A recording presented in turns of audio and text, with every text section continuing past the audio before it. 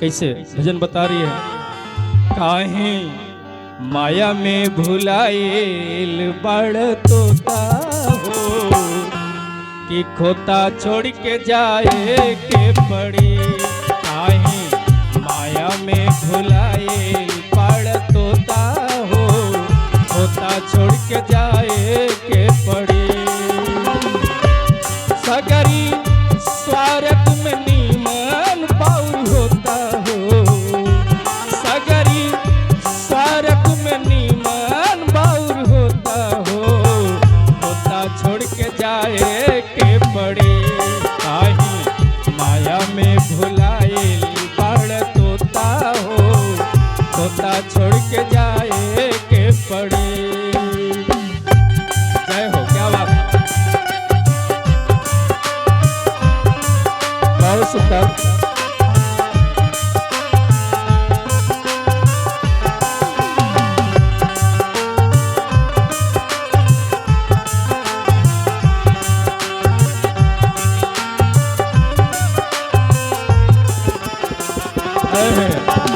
जय हो, जय हो।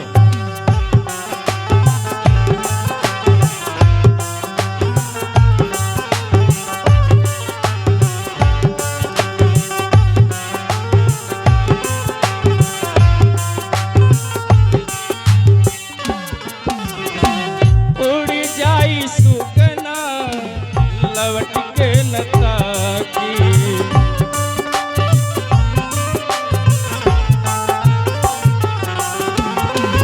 उड़ जाई सुगना लवट के न ताकी।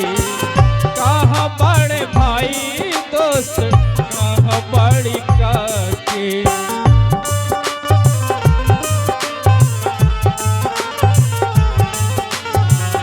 उड़ जाई सुगना लवट के न ताकी। कहाँ बड़े भाई दोस्त कहाँ बड़ी काकी। तिरिया तिरिया जोड़ी फोर रोए है अलोता हो, तिरिया जोड़ी फोर रोए है अलोता हो खोता छोड़ के जाए के पड़े।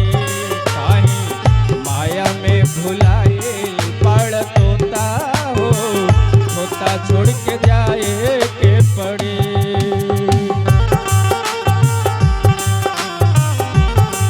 क्या बात, जय हो।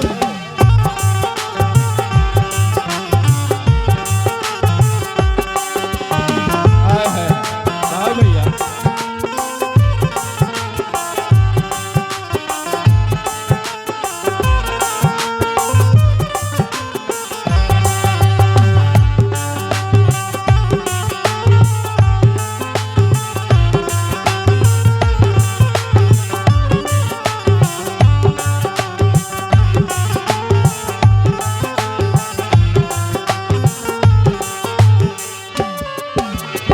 लाख करोड़ चाहे जितना कमैबा,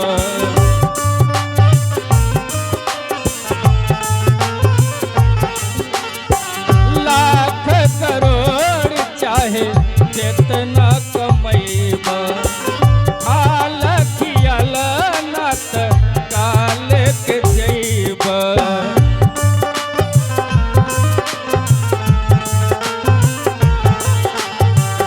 लाख करोड़ चाहे कितनो कमैबा। हाल खियाल नात काल के जैबा। तोहर खुली जाई पहिनल लंगोटा हो, तोहर बन जाई पहिनल लंगोटा हो खोता छोड़ के जाए के पड़े। काहे माया में भुलाइल बड़ तोता हो खोता छोड़ के जाए के पड़े।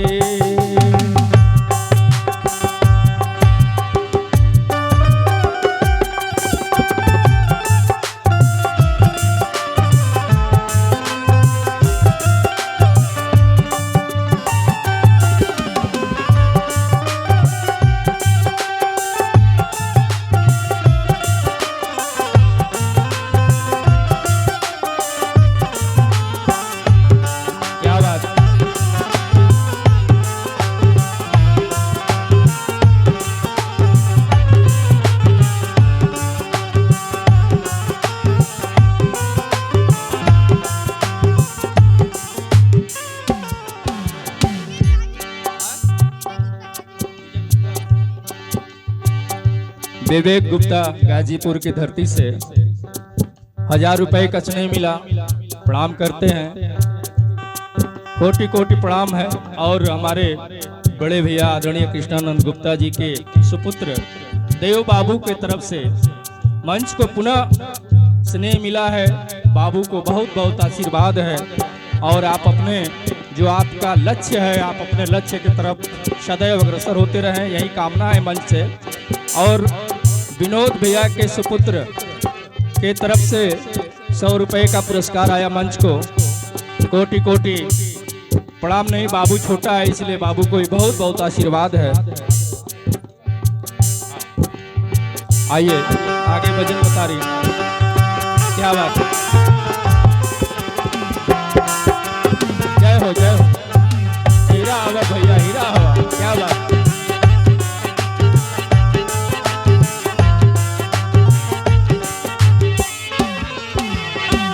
पांच तत्व से मानुष के तनवा,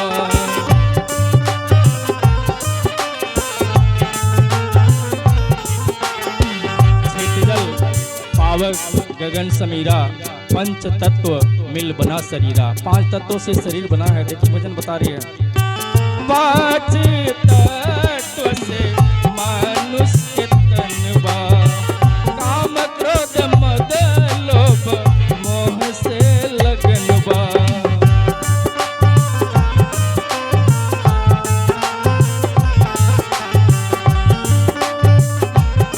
क्या बात है, 5 तत्व से मानुष के तनवा, काम क्रोध मद लोभ मोह से लगनवा। राजा रंग हो, राजा रंग चाहे हर जोता हो,